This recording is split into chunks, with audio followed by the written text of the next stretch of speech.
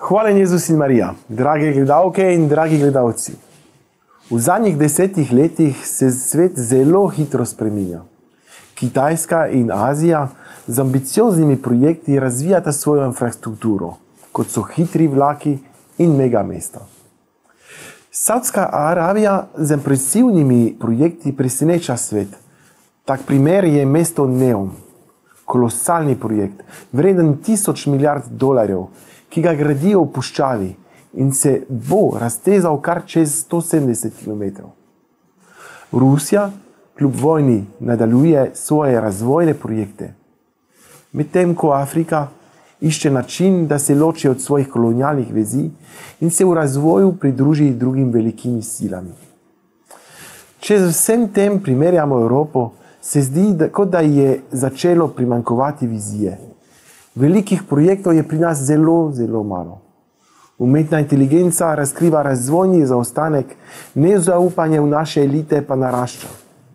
Naše šole so pripravljene z ideologijami, kot sta vokizm in LGBT.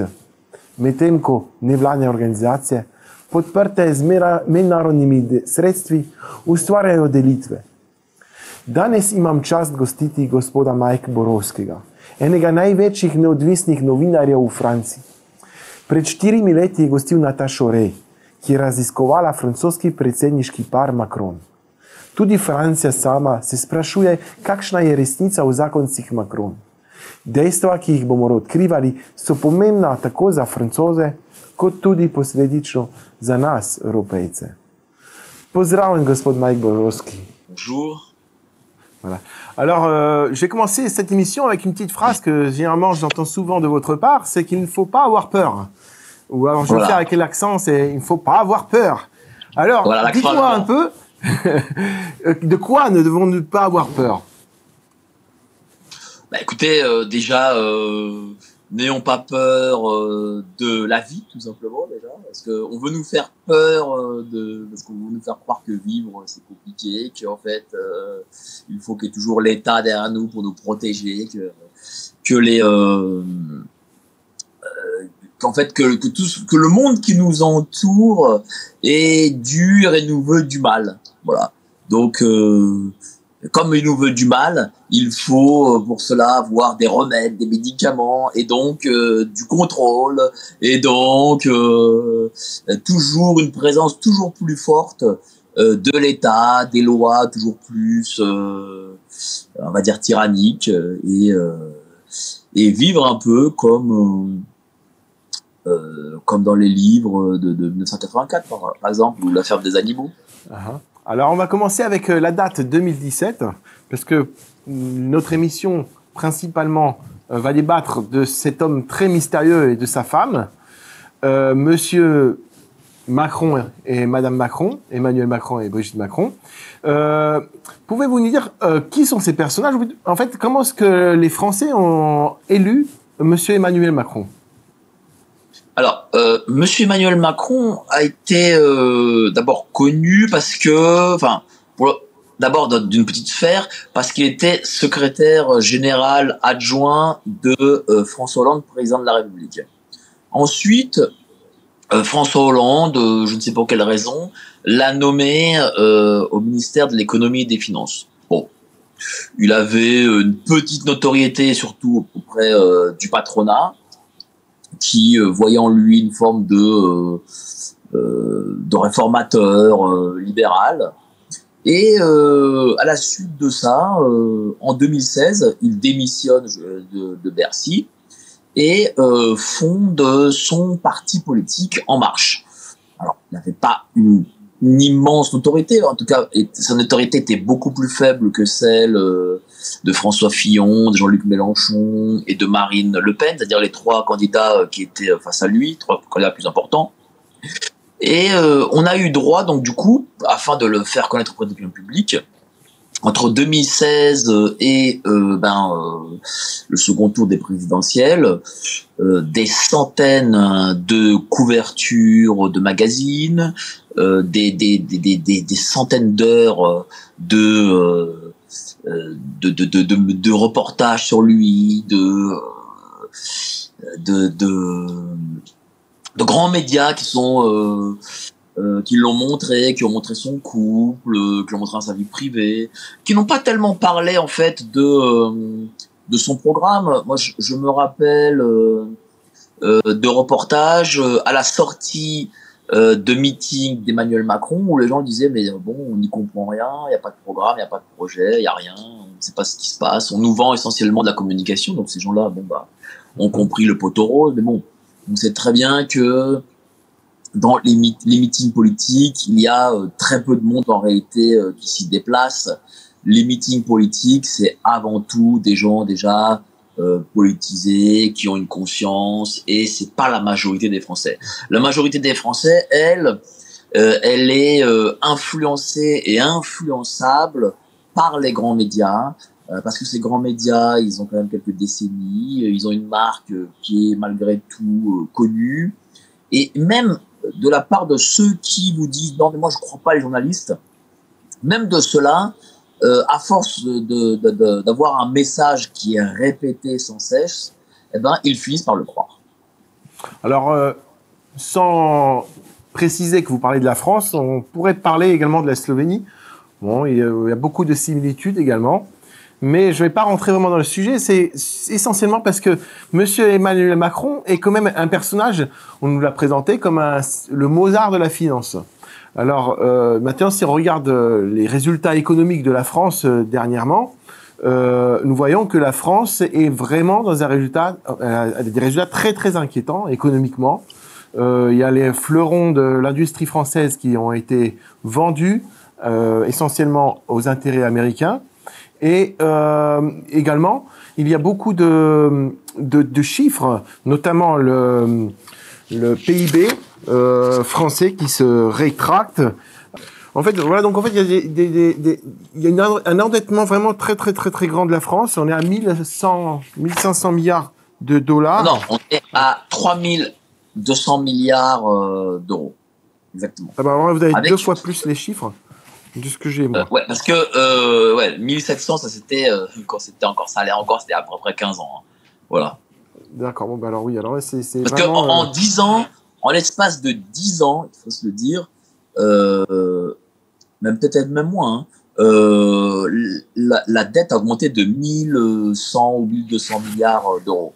Et ce n'est pas dû au Covid, parce qu'aujourd'hui, par exemple, il y a plus de Covid, hein, et ben entre la dissolution au mois de juin et le mois de janvier, la dette a augmenté de 200 milliards. Alors on a entendu dire beaucoup de choses sur la crise des gilets jaunes à l'époque. On a vraiment pensé qu'il y aurait un basculement en France. Moi, personnellement, je m'attendais sincèrement à ce qu'il y ait un basculement politique ou que le peuple français allait peut-être faire des changements dans le pays qui allait peut-être également se faire confirmer dans les élections européennes. Pourquoi ce chemin-là pourquoi la France a du mal à être un chemin à soi qui puisse promouvoir les valeurs qu'elle a tout le temps défendues maintenant dans cette période de crise que l'Europe affronte actuellement? Bon, d'abord, vous avez parlé des gilets jaunes. Les gilets jaunes, ça a été, c'est vrai qu'une bouffée d'oxygène, hein, une forme. Pour moi, c'était plus qu'une jacquerie. Moi, j'ai suivi les gilets jaunes à partir du premier jour, et on a eu d'abord des profils d'employés, de petits patrons qui n'arrivaient plus à boucler la fin du mois et donc sont montés sur Paris. Malheureusement, les gilets jaunes, bon, ce sont pas des professionnels de la révolution. D'abord, ils avaient quelque chose qui était un avantage, mais aussi un inconvénient. L'avantage, c'est-à-dire qu'il n'y avait pas de hiérarchie. Donc l'avantage, lorsqu'il n'y a pas de hiérarchie, c'est que le mouvement est difficilement, on peut difficilement le comprendre. Enfin, l'État peut difficilement le comprendre, voir comment il va agir, etc. Mais malheureusement, dans un deuxième abord, lorsqu'il n'y a pas de hiérarchie, c'est l'anarchie. Et donc forcément, il y a eu des infiltrations de gens assez violents et in fine, c'est devenu n'importe quoi et les gens qui suivaient les Gilets jaunes, des spectateurs qui regardaient la télé, se disent oh là là, arrêtez, c'est un mouvement violent, il faut donner les pleins pouvoirs à l'État pour que voilà, il ne se passe pas, je sais pas moi, l'anarchie complète dans ce pays. Deuxième chose, la France, enfin les Français, c'est pas non plus des Américains, c'est quand même ou même des Slovènes, c'est quand même un peuple qui est aujourd'hui très très politiquement correct, très bordé, on va dire, dans le sens où il faut pas que ça dépasse, il faut pas dire des choses parce que ça peut choquer, parce que voilà, et c'est, on le voit, hein, le politiquement correct a totalement englobé la France et il faut se dire les choses. Quand vous voulez renverser un régime, c'est pas avec des bisous, si je puis dire, et des mamours qu'on y arrive. Il faut, à un moment donné, je pense, y imposer une forme de violence. Ce que le peuple français en 2020 ou maintenant 2025 n'est pas prêt à le faire. Voilà. Toute forme de violence est considérée comme le mal et comme une forme d'anarchie que ne veut pas la grande majorité. Et puis, troisième chose... Oui, ah oui, oui. Dites-moi. Et puis, troisième chose, les électeurs, surtout en 2022, parce qu'il y a eu, je crois, quasiment la moitié d'abstention, eh bien, les électeurs viennent souvent de la génération du baby-boom, née tout juste après-guerre, une génération, alors pas tous, mais en tout cas en grande majorité, qui a un patrimoine, qui s'est peut-être embourgeoisé, qui a connu les 30 glorieuses, etc. Et donc, le renversement d'un régime ou même élire un parti comme le Rassemblement national, qui est un peu une forme d'inconnu pour eux, c'est peut-être une façon aussi de voir son patrimoine, en tout cas la valeur de son patrimoine diminuer. Donc, du coup, vous avez toute cette génération qui vote, qui, elle, vote. Voilà, elle ne s'abstient pas. Hein. C'est-à-dire que lorsque vous allez à un bureau de vote le dimanche matin à 8h, vous verrez la génération baby-boom qui est là avec son bulletin de vote pour aller voter. D'ailleurs, les grands meetings, c'est cette même génération qui s'y déplace. Hein. Les jeunes, eux, ne se déplacent pas. Tous ceux qui sont cadres ou employés même et qui travaillent s'y déplacent de moins en moins. Eux, voilà, ils sont à la retraite. Ils ont le temps de s'intéresser à la politique. Alors, maintenant, j'aimerais bien vraiment faire une petite image un peu plus concrète de la France pour pouvoir aborder le sujet, parce qu'en fait, il est très important que les téléspectateurs comprennent que ce qui se passe actuellement en France, ça dépend également, ça impacte également la Slovénie. Alors, pourquoi? Parce que en fait, voilà, on voit l'évolution du monde. En Chine, l'intelligence artificielle, les mégapoles, les infrastructures qui se développent. En Arabie Saoudite, nous avons le projet NEOM. En Russie, l'économie, malgré toutes les restrictions, elle se renforce. L'Asie se développe. L'Afrique se défait de son passé colonial. Donc, tout le lien avec l'Europe est un petit peu regardé avec distance. Donc, en fait, une France forte est une Europe forte. Une France faible est une Europe faible. On dépend, en fait, toute notre économie, toute l'économie européenne dépend vraiment de la France, de l'Allemagne également, et de l'Italie. Mais la France a tout le temps eu un petit peps comme ça dans l'économie qui permettait d'avoir un côté d'innovation. On voit avec Ariane, on voit avec différentes sociétés françaises qui sont à la pointe technologique, qui permettent de grandes avancées. Et dernièrement, on voit qu'il y a vraiment un affaissement de la France, tout son côté technologique et tout ça.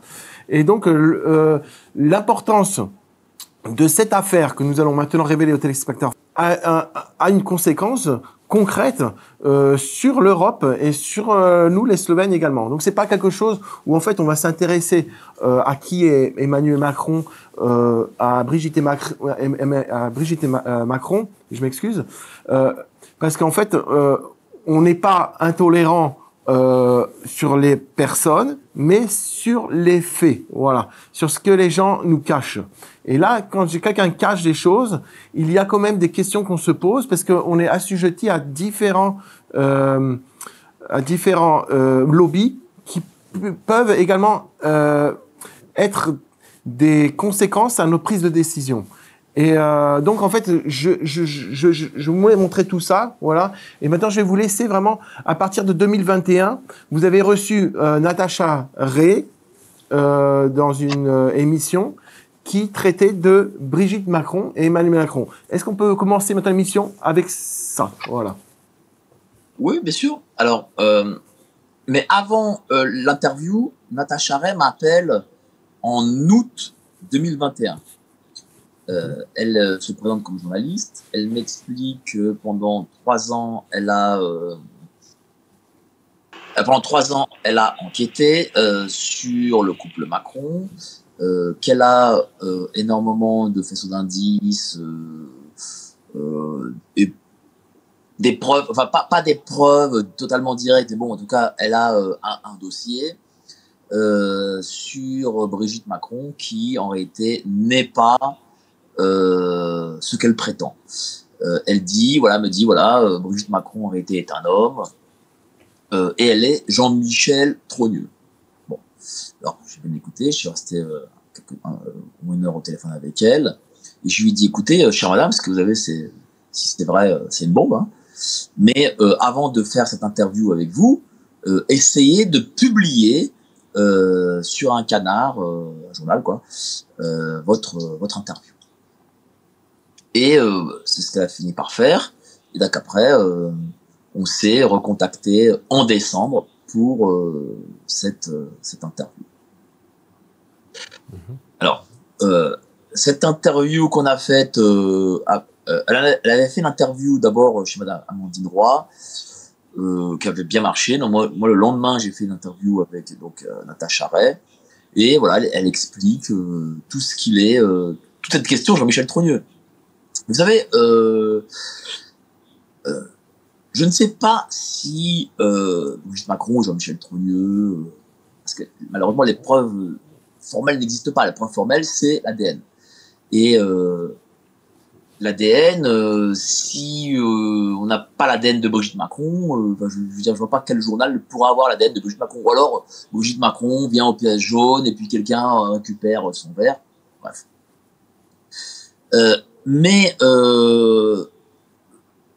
Donc je ne sais pas si Brigitte, en effet, est à 100%, je parle, hein, si est Jean-Michel Trogneux. Mais malgré tout, cette histoire est quand même troublante. Parce qu'on a une accusation qui est quand même grave, hein, c'est pas n'importe quelle accusation. Et on remarque que la réponse de l'Élysée, d'Emmanuel Macron, de Brigitte Macron, ce sont des réponses maladroites. Par exemple, à TF1, Brigitte Macron parle, dit voilà, on nie mon arbre généalogique. Bon, pourquoi dire ça? On voit que cette histoire gêne l'Élysée, gêne le pouvoir. J'ai été par exemple au tribunal parce que Brigitte Macron, pardon, a porté plainte. Brigitte et Jean-Michel Trogneux ont porté plainte contre Natacha Ray et Amandine Roy. Eh bien, eux n'étaient pas présents au tribunal. Je veux dire, si Brigitte Macron et Jean-Michel Trogneux étaient venus au tribunal en disant voilà, je suis Brigitte Macron, voici Jean-Michel Trogneux, voici mon passeport d'identité, c'était fini quoi. Voilà, c'était fini. Bon, je disais voilà, je faisais un communiqué en m'excusant auprès des gens, voilà, désolé, mais ça ne s'est pas fait. Donc pourquoi cette communication? Est-ce que en réalité, il y a autre chose aussi derrière? C'est possible, hein. Je remarque une forte ressemblance entre Jean-Jacques Trogneux, neveu de Brigitte Macron, voilà, donc neveu de sang de Brigitte Macron, et Emmanuel Macron. Comment l'expliquer? Un peu comme si vous, cher monsieur, votre femme venait vous voir et elle vous disait, bah écoutez, voilà mon neveu, et votre neveu, enfin le neveu de votre femme, pardon, c'est votre sosie. Vous vous dites, c'est quand même bizarre, parce que le neveu de ma femme n'est pas de ma famille directe. Donc, est-ce qu'il y a un secret de famille? Est-ce qu'il y a quelque chose de plus que Jean-Michel Trogneux? Peut-être, ou peut-être qu'il y a peut-être quelque chose, voilà, qui fait que bon bah on peut pas l'avouer, l'État ne peut pas l'avouer. Je pense que on est à ce niveau-là. Par derrière ce mystère, on va dire, de Brigitte, bien sûr, on n'est pas intolérant envers les personnes homosexuelles, mais le but de savoir s'il y a un secret d'État ici ou pas, c'est vraiment parce que ça pourrait influencer les élections, et notamment les élections présidentielles. Je pense pas que Monsieur Macron, s'il aurait été officiellement avec un premier homme à la place d'une première femme, aurait été élu. Est-ce que, en dehors de tout cela, il y a des mystères qui se trouvent également derrière Monsieur Macron? Est-ce que vous pouvez en dire un peu plus? Parce qu'il était vraiment, c'est un personnage qui est également pas du tout connu du grand public en 2017, et notamment son passage à la banque de Rothschild, ses études. Est-ce que vous pouvez un peu nous parler de tout ça? Voilà. Écoutez, déjà, il y a un mystère. Bon, Monsieur Macron a voulu faire Normal Sup. Il a passé 2 fois le concours, il n'a pas réussi. Bon. Mais il a fait l'ENA, l'école normale d'administration, c'est-à-dire ça crée des hauts fonctionnaires. Bon. Il se trouve que à la sortie de l'ENA, il y a toujours un classement. Tout le temps. Il y a toujours eu un classement depuis la création de l'ENA. Il se trouve que à la sortie de l'ENA de Monsieur Macron, il n'y a pas de classement. On ne sait pas Macron à quelle place il est. On ne sait pas s'il est premier, dernier, moyen, on ne sait pas. Il n'y a pas de classement. Ça ne s'est jamais fait dans l'histoire de l'ENA. Bon, bizarre. Bon, allez, prenons ça comme étant une forme de coïncidence, pourquoi pas. Deuxième chose, il est tout de suite avec Monsieur Jacques Attali. Qui est Monsieur Jacques Attali? Jacques Attali l'embauche en gros pour être rapporteur de la commission économique. Parce qu'avait Attali devait rendre un grand rapport sur la croissance en France. Les gens, je crois que c'était les 100 propositions pour gagner 1 ou 2% de croissance. Et donc, Monsieur Attali a pris Monsieur Macron pour être le rapporteur. Rapporteur, c'est souvent le poste le plus important. Il y a le président d'une commission et il y a le rapporteur de la commission. C'est-à-dire que il y a le président qui la préside et il y a le rapporteur qui écrit le dossier, le rapport. Pourquoi est-ce que on prend un type à la sortie de l'ENA dont on ne sait pas à quelle place il était, rapporteur d'une des commissions les plus importantes de la République? Bon, je sais pas. Et pourquoi est-ce que Jacques Attali, il est quand même là depuis, je sais pas, depuis 81 et Mitterrand, il parle à tous les présidents de la République, il fait partie des hommes d'État de ce pays. Bon, mais ça s'est passé comme ça. Ensuite, il a été, Monsieur Macron, choisi par Alain Minc. Alain Minc, c'est le deuxième, entre guillemets, Jacques Attali. Pareil, Alain Minc a conseillé Sarkozy, les Chirac, les Mitterrand, etc. Bon, et Alain Minc, lui permet d'être embauché par Rothschild. Et à Rothschild, il n'est pas conseiller financier ou je sais pas quoi. À Rothschild, Emmanuel Macron est directeur associé. Directeur associé. C'est-à-dire qu'il y en a 20 en France.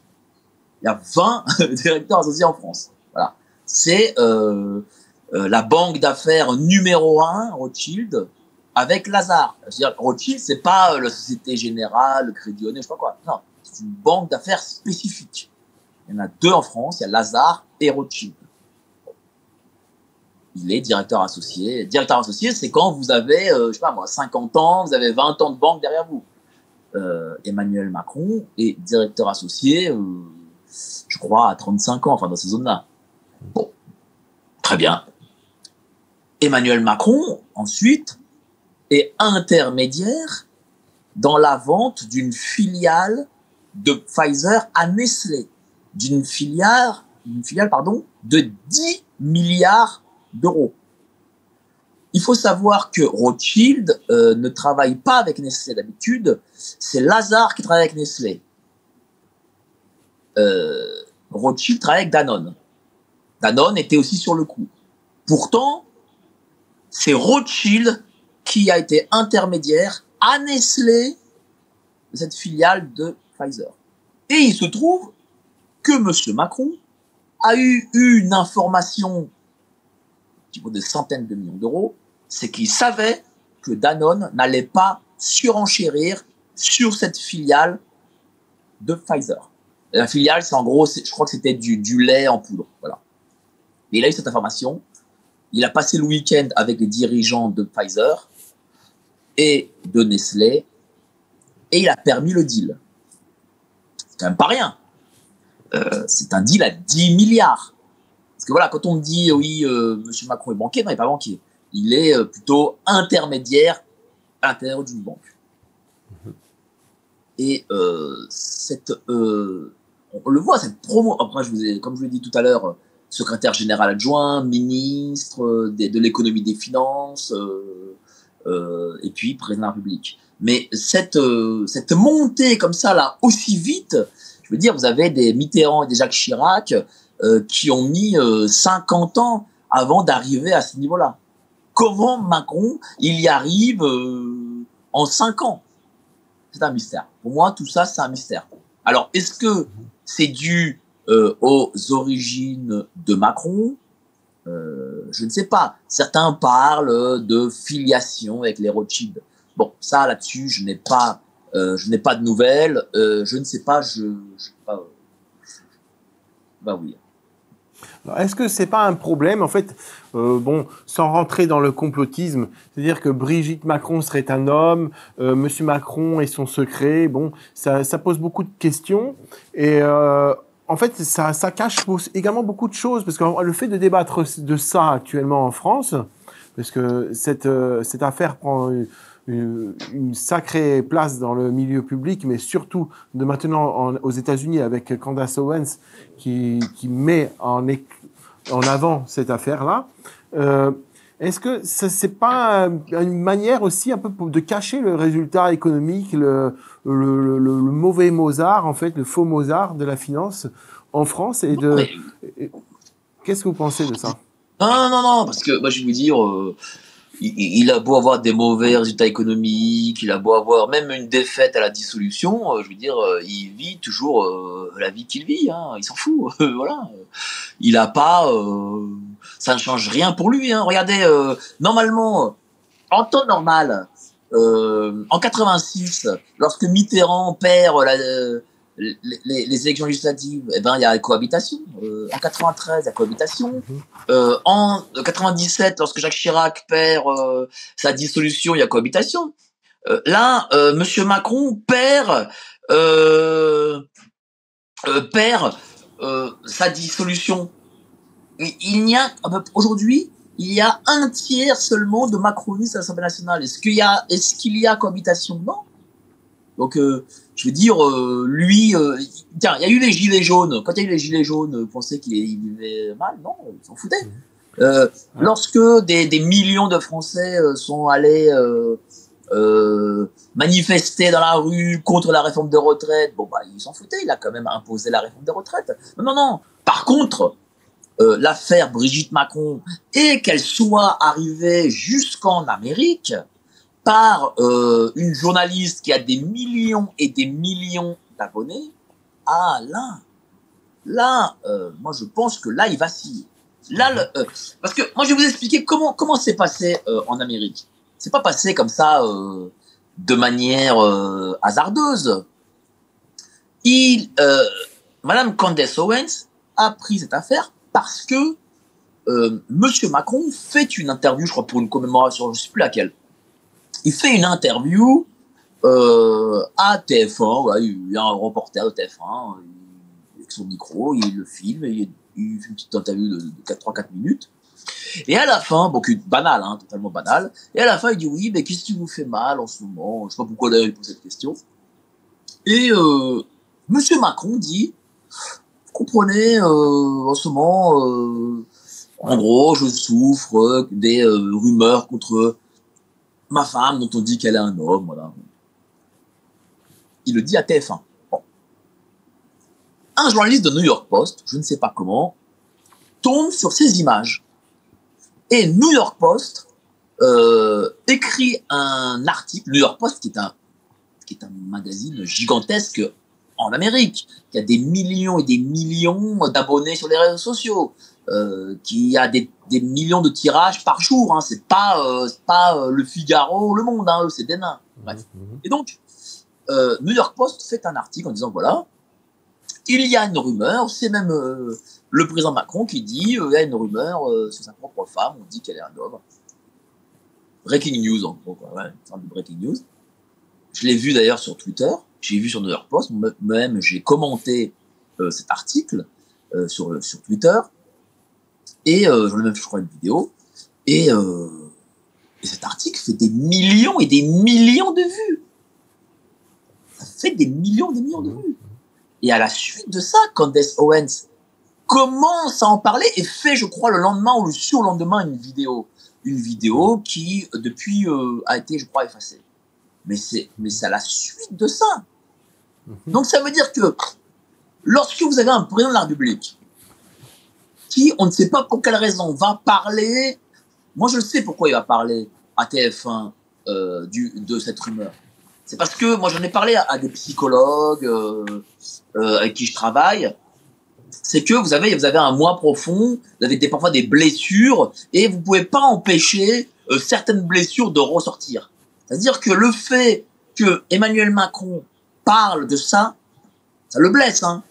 Ça reste quand même, ça reste quand même son conjoint, sa conjointe, enfin, appelez comme vous voulez, mais en tout cas ça reste quand même la personne avec qui il vit. Ça le blesse, donc il en parle.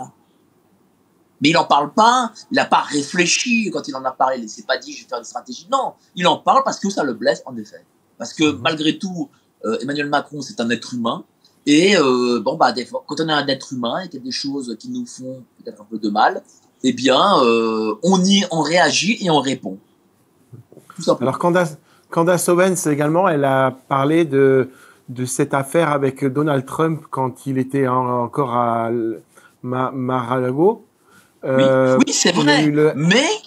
Mais à la suite de ça, lorsque le FBI a dit, nous avons un dossier sur la sexualité sale, naughty, d'ailleurs ils utilisent le mot naughty, donc sale, sur Emmanuel Macron. Mais Candace Owens n'a pas fait de vidéo au lendemain de ce communiqué du FBI. Elle l'a fait au surlendemain de l'article de New York Post. Mais est-ce que vous pouvez raconter un petit peu vite fait qu'est-ce qui s'est passé avec ce dossier Alors paraît-il que le FBI communique sur le fait que Donald Trump avait pris, lorsqu'il a quitté la Maison Blanche, plusieurs dossiers dits secrets, voilà, dont un qui était en lien avec la sexualité entre guillemets sale d'Emmanuel Macron. Voilà. Et le FBI est parti à Mar-a-Lago pour récupérer ces dossiers. D'ailleurs, je ne sais pas si vous vous rappelez, le FBI avait perquisitionné la demeure de Donald Trump, qui n'était plus président, et a récupéré ces dossiers. Donc voilà, c'est juste pour préciser, pour que les gens comprennent que voilà, même ce dossier est allé carrément dans un des principaux dossiers que Donald Trump n'a pas oublié d'amener avec soi quand il est parti de la Maison Blanche. En même temps, bon, je reviens un petit peu sur Emmanuel Macron, sur la façon comment est-ce qu'il gouverne. Parce qu'en fait, voilà, en 7 ans, il a eu 6 premiers ministres. Et ces premiers ministres gouvernent d'une façon assez un peu bizarre que nous, qu'on est issus de Slovénie, on a un pays avec un régime parlementaire. C'est-à-dire que bon, les représentants du peuple sont représentés dans l'Assemblée. En France, ben le Premier ministre utilise énormément un 49.3, un article 49.3 qui a été utilisé plusieurs fois, dont 25 fois par, Elisabeth Borne, 23 fois exactement. Édouard Philippe l'a utilisé une fois, François Bayrou l'a utilisé également, et dernièrement, le nouveau Premier ministre en France, François Bayrou, voilà. Ah bah oui, excusez-moi, il a été une fois également. Et donc, en fait, quelle est cette méthode de gouvernance que Monsieur Macron, je vais expliquer l'article 49.3. En fait, le 49.3, c'est un article qui, en gros, demande la confiance au Parlement. C'est-à-dire que c'est un article qui permet en réalité de faire voter l'ensemble d'un texte avec tous les articles. Parce que d'habitude, lorsque vous avez un texte législatif, vous avez, on va dire, un projet de loi gouvernemental.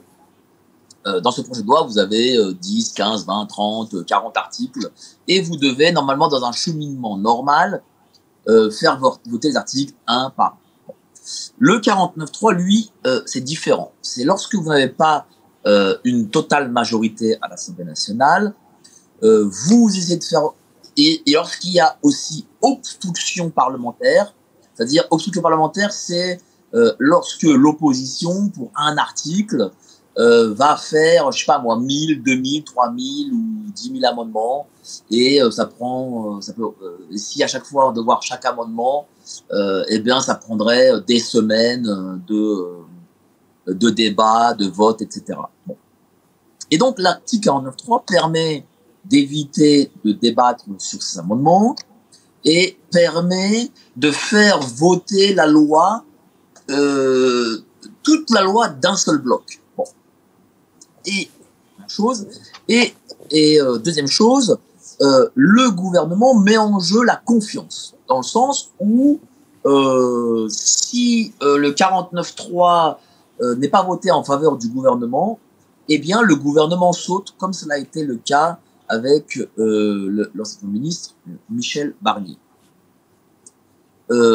C'est considéré par les Français, bon c'est constitutionnel, mais c'est considéré par les Français comme étant antidémocratique, parce que le 49.3, en gros, empêche, on va dire, les débats parlementaires sur les articles en question.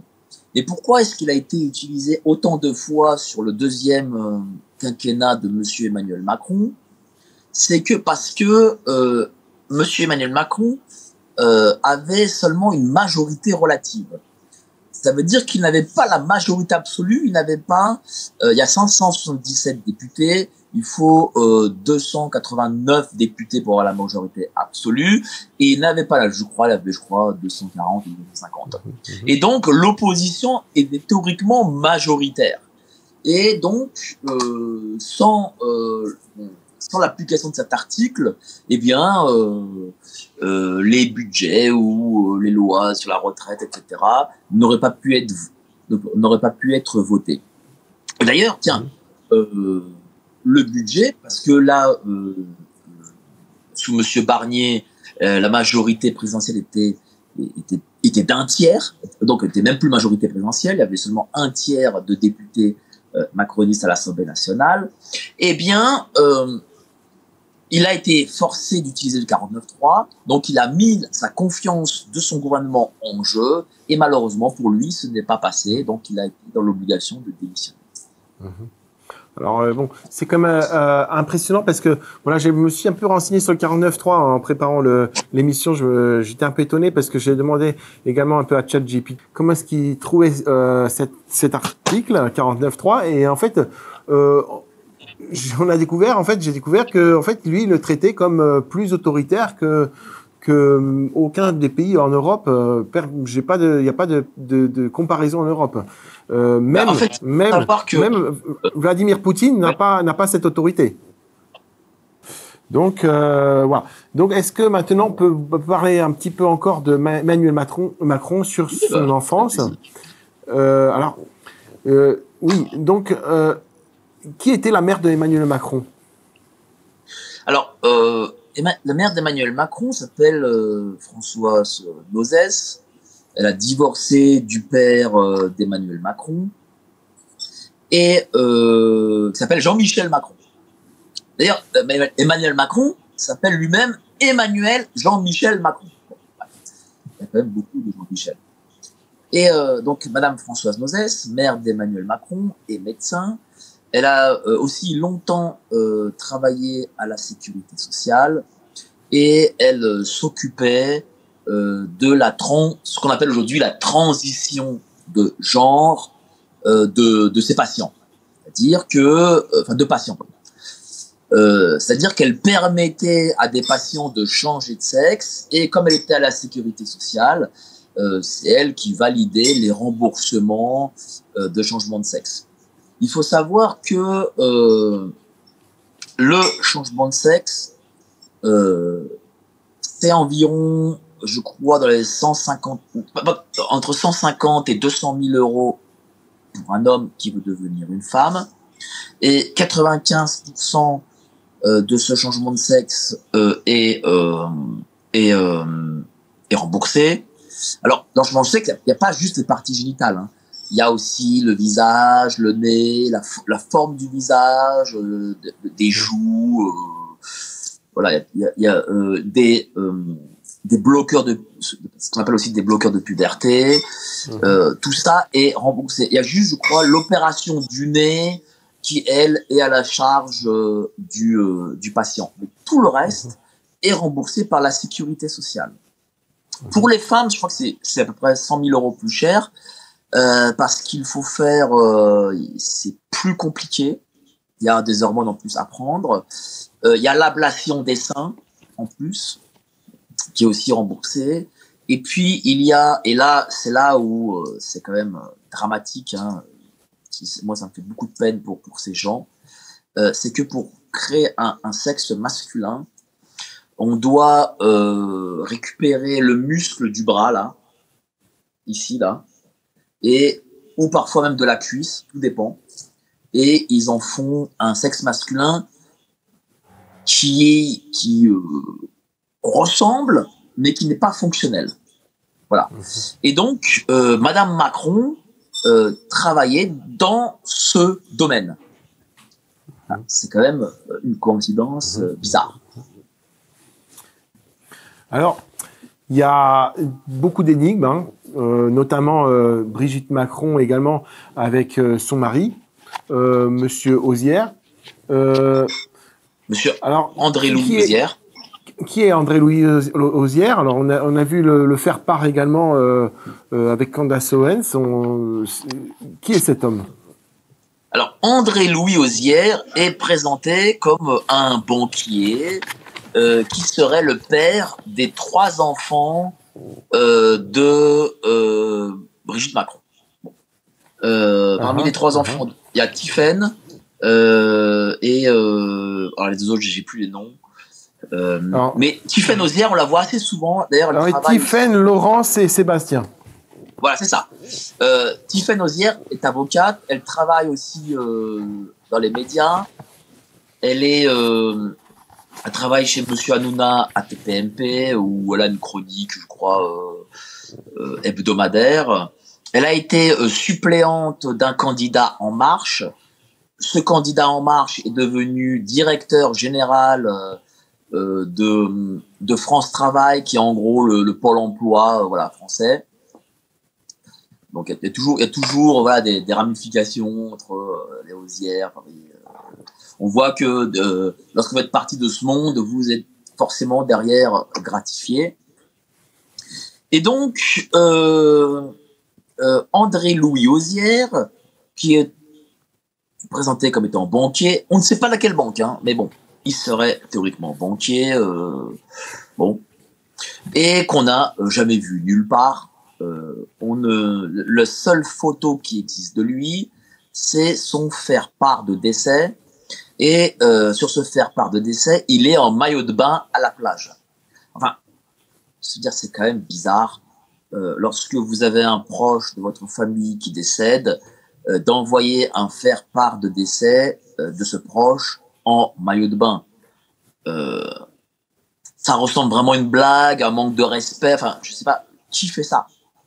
Ou alors, c'est un proche que l'on déteste vraiment et qu'on veut humilier. Mais c'est quand même bizarre que l'ex-mari de la première dame de France, qu'on veuille humilier comme ça. Enfin, je sais pas. Moi, ça me paraît. Voilà, je pose d'ailleurs la question aux téléspectateurs. Si un de vos proches décède et que vous mettez sa photo pour l'enterrement en maillot de bain, je sais pas, moi, je n'ai pas de cas semblable. Je connais pas de cas semblable. Après, je n'ai pas non plus énormément de proches qui ont décédé donc voilà, peut-être que ça se fait à Amiens, mais bon, ça me paraît quand même bizarre. Et puis ce Andry-Louis Ozière, évidemment, Tiffaine Ozière, la fille, se trompe dans la date de son décès. Il est décédé le 24, elle dit qu'il est décédé le 28. Bon, pourquoi? Enfin, c'est quand même bizarre. Votre père, vous vous trompez dans la date, et elle se trompe d'1 an. 1 an et 4 jours. Et Monsieur Ozière est incinéré. Et Monsieur Ozière est incinéré. Évidemment, c'est toujours plus simple d'incinérer quelqu'un, pas de traces, pas besoin d'ouvrir un cercueil, voilà. Bon. Donc Madame Macron, on ne sait pas où elle est, parce qu'en fait déjà à l'époque quand elle était, je crois qu'elle a donné un entretien avec un journal américain. Et elle a dit qu'elle était aux États-Unis quand il y avait eu l'alunissage sur la Lune.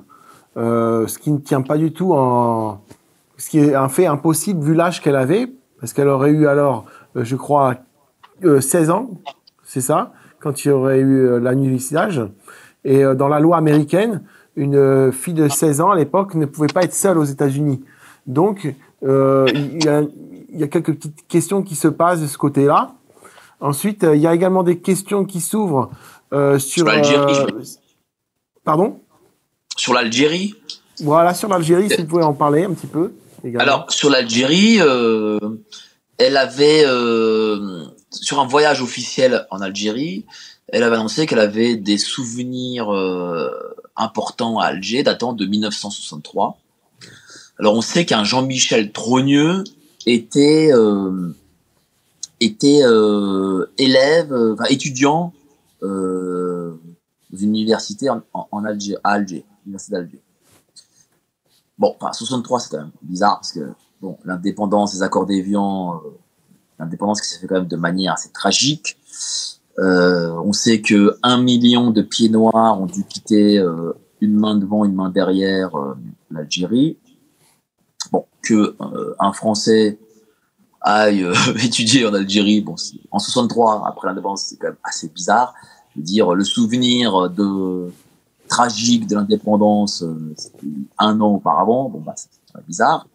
Et puis, Madame Macron est officiellement née en 1953. Ça veut dire qu'elle aurait eu 10 ans. Qu'aurait fait Madame Macron à 10 ans comme étudiante à l'université d'Alger? Bon, je crois pas que Madame Macron soit un génie. Voilà, je pense pas qu'elle ait été à la fac à 10 ans. Je sais d'ailleurs qu'elle a été prof à Franklin, certes, qui est un très très grand lycée parisien, et sans avoir le diplôme adéquat. Aussi, c'est une question qu'on se pose. Comment se fait-il qu'elle a été prof au lycée Franklin, où il faut être au minimum CAPES, voire agrég, etc. Bon, il y a beaucoup de choses, en effet, qui collent pas dans cette histoire. Alors, qu'est-ce qui se passe actuellement, justement, en politique étrangère avec l'Algérie? Qu'est-ce qui se passe? Il y a quelques tensions. Eh ben, et bon, voilà.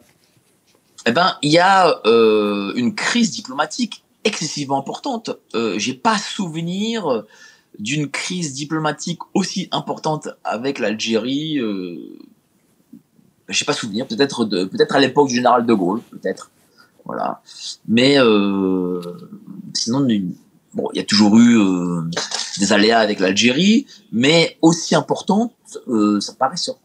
Enfin, j'ai pas souvenir. Bon. Et aucune réaction du pouvoir, aucune réaction de M. Macron. M. Macron, il faut savoir qu'au niveau de la Constitution, il est chef des armées, mais aussi chef de la diplomatie. En général, enfin tout le temps, pas en général, tout le temps, lorsque il y a un problème avec un pays étranger, que fait un pouvoir? Il rapatrie soit il rapatrie son ambassadeur, soit il convoque l'ambassadeur du pays en question. Ni l'une ni l'autre, ni l'un ni l'autre n'ont été faits. Pourquoi? Je veux dire, on n'entend pas Emmanuel Macron. Emmanuel Macron ne dit rien. Il met la tête dans le sable et il fait comme si ça n'existait pas.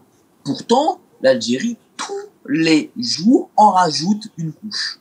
Tous les jours. Dans l'insulte, dans l'invective. Il refuse même l'expulsion de ses propres ressortissants, alors que l'Algérie a accepté l'expulsion d'un ressortissant algérien qui était en Amérique. Voilà. Mais pourtant, rien. Monsieur Macron ne bouge pas une oreille. Qu'est-ce que ça veut dire? Est-ce que l'Algérie possède une information sur le couple Macron qui lui permet ce chantage? C'est une question qu'il faut se poser parce que en fait, c'est pas la question du genre d'une personne. La question, en réalité, elle est beaucoup plus politique, diplomatique. C'est que d'abord quand on a un secret, c'est parce qu'on veut pas qu'on le dévoile. Parfois, le secret peut être honteux, bon, parfois, ça peut être rien, mais bon, on a un secret et donc on juge qu'on ne va pas le dévoiler. Parce que si M. Macron, qui est le chantre du progressisme, en 2017, nous avait dit, écoutez, moi, je suis un progressiste, je suis dans le monde moderne de 2017, eh bien, voilà, ma femme, en réalité, était un homme, elle a fait une transition de genre, et puis c'est comme ça, accepter ma femme, voilà, parce que c'est le monde moderne, c'est ainsi. Mais M. Macron ne l'a pas fait, ça. Il ne l'a pas dit.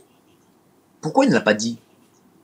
Comme vous l'avez dit tout à l'heure, c'est parce qu'il sait qu'il n'aurait pas été élu. Alors peut-être que dans 20, 30, 40 ans, ça ne choquera plus personne. C'est possible. Mais en tout cas, en 2017, ça ne passait pas. Et je pense qu'en 2025, ça ne passe toujours pas. Voilà.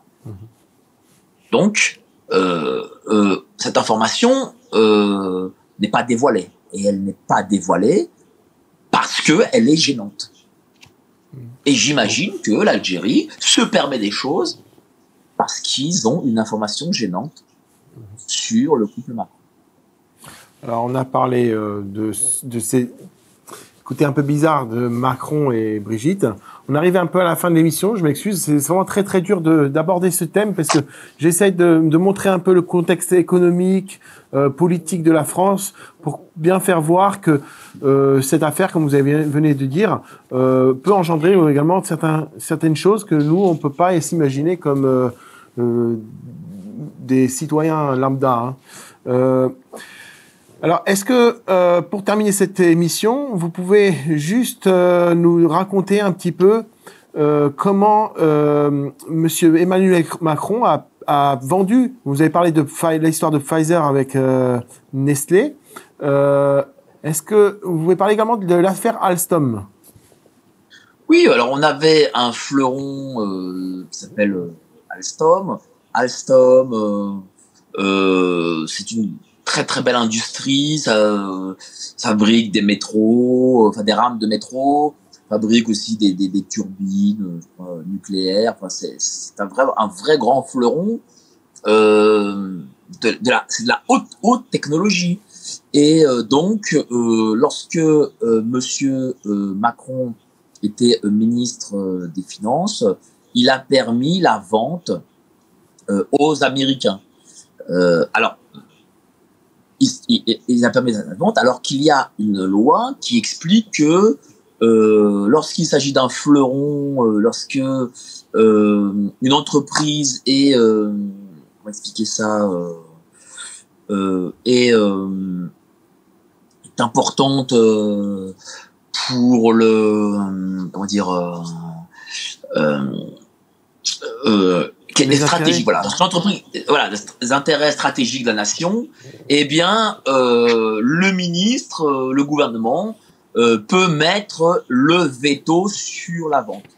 Le veto n'a pas été mis, et ça a permis cette vente aux Américains qui a du coup récupéré la technologie française et qui nous a revendu pour beaucoup plus cher des turbines dont ils n'avaient plus besoin. Voilà. C'est-à-dire, alors, moi, je pense qu'il y a deux choses. Un, j'imagine qu'il y a de la corruption, parce qu'en plus, racheter des turbines dont les Américains n'avaient plus besoin beaucoup plus cher, il y a forcément de la surfacturation. Et deuxième chose, il y a aussi une trahison, quoi. Lorsque l'on vend une technologie qui est importante pour les intérêts vitaux du pays, on les vend comme ça là, à un pays étranger, moi je vous dis sincèrement, c'est une forme de trahison. Qui dit que cette technologie aujourd'hui n'est pas utilisée contre les intérêts français. Voilà, c'est un peu sur ces notes-là qu'on va arrêter notre émission. Monsieur Mike Borowski, merci beaucoup pour votre travail. C'est vraiment avec honneur que je vous ai reçu ici sur notre plateau télévisé. Je vous souhaite encore beaucoup de bonnes investigations comme vous faites et continuez comme ça. Voilà, merci beaucoup. Merci à vous et c'était un honneur de parler à la télévision slovène et je salue tous les Slovènes qui nous regardent. Merci beaucoup. Drage gledalke in dragi gledalci, zahvaljujem se vam za vašo pozornost. Glavni cilj tega pogovora je bil, da vam pokažemo, kako lahko zadeva, ki je sicer na ravni državne pomembnosti v državi kot je Francija, ogrozi odločitve in prihodnost ne samo Francije, ampak celotne Evrope. V svetu, kjer sta resnica in preglednost pogosto postavljeni pod vprašaj, naj nas vodi ta svetopisemski citat. Resnica vas bo osvobodila. Ta vrstica naj nas opominja, da je le resnica, tudi če včasih povzroči nemir. Ključ do osvetlitve poti prihodnosti, tako za Francijo kot za celotno Evropo. Še enkrat hvala za vašo zvestobo in se vidimo kmalu. Nasvidenje.